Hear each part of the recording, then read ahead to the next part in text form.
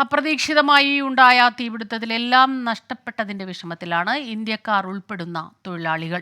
അപകടത്തിൽ മരിച്ച 49 പേരിൽ 11 പേരും മലയാളികളാണ്. പരിക്കേറ്റ ആശുപത്രിയിലുള്ള 9 പേരുടെ നില അതീവ ഗുരുതരമാണെന്ന് ആശുപത്രി അധികൃതർ അറിയിച്ചു. ഇന്നലെ പുലർച്ചെയോടെയാണ് കുവൈറ്റിലെ മംഗഫിൽ സ്വകാര്യ കമ്പനിയിലെ ജീവനക്കാർ താമസിക്കുന്ന കെട്ടിടത്തിൽ അപകടം സംഭവിച്ചത്. 7 നിലയുള്ള കെട്ടിടത്തിന്റെ 6 നിലകളിലായിരുന്നു മലയാളികൾ ഉൾപ്പെടെയുള്ള ജീവനക്കാർ താമസിച്ചിരുന്നത്. പുലർച്ചെ 4 മണിയോടെയാണ് അപകടം സംഭവിച്ചത്.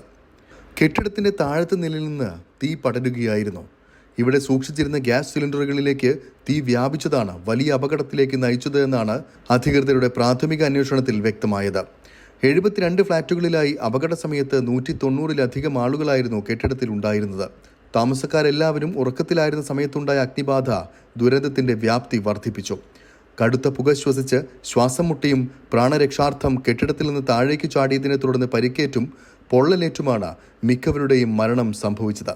അടിയന്തര ഘട്ടത്തിൽ പുറത്തേക്ക് കടക്കുന്നതിനുള്ള കെട്ടിടത്തിലെ വഴികൾ അടഞ്ഞുകിടന്നതും ദുരന്തത്തിന്റെ വ്യാപ്തി വർദ്ധിക്കാൻ കാരണമായതായി അഗ്നിശമന വിഭാഗം നടത്തിയ അന്വേഷണത്തിൽ കണ്ടെത്തിയിട്ടുണ്ട്.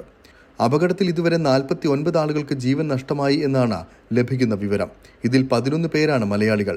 പരിക്കേറ്റ നിരവധി ആളുകൾ ഇപ്പോഴും ആശുപത്രിയിൽ തുടരുകയാണ്. ഇതിൽ 9 പേരുടെ നില അതീവ ഗുരുതരമാണെന്നാണ് ആശുപത്രി അധികൃതർ വ്യക്തമാക്കുന്നത്. അപകടത്തിൽ കുവൈറ്റ് അധികാരികൾ ദ്രുതഗതിയിലാണ് ഇടപെട്ടത്. അപകടമുണ്ടായ നിമിഷങ്ങൾക്കകം തന്നെ സിവിൽ ഡിഫൻസ് യൂണിറ്റുകൾ സ്ഥലത്തെത്തുകയും തീയണയ്ക്കാനുള്ള ശ്രമം ആരംഭിക്കുകയും ചെയ്തിരുന്നു. സ്ഥലത്തിന്റെ നിയന്ത്രണം പോലീസ് ഏറ്റെടുത്തു. ഉച്ചയോടുകൂടി കുവൈത്ത് ആഭ്യന്തരമന്ത്രി ഷെയ്ഖ് ഫഹദ് അൽ യൂസഫ് അൽ സബ നേരിട്ടെത്തി സംഭവസ്ഥലം സന്ദർശിച്ചു. സ്ഥിതിഗതികൾ വിലയിരുത്തി. സംഭവത്തിൽ പ്രത്യേക അന്വേഷണത്തിന് മുനിസിപ്പാലിറ്റി വകുപ്പും ഉത്തരവിട്ടിട്ടുണ്ട്. കെട്ടിടങ്ങൾക്കുള്ളിലെ നിയമലംഘനങ്ങൾ കണ്ടെത്താൻ രാജ്യത്തിന്റെ എല്ലാ സ്ഥലങ്ങളിലും പരിശോധന ശക്തമാക്കാൻ നടപടി തുടങ്ങിയതായി അധികൃതർ വ്യക്തമാക്കിയിട്ടുണ്ട്. 24 കുവൈറ്റ്.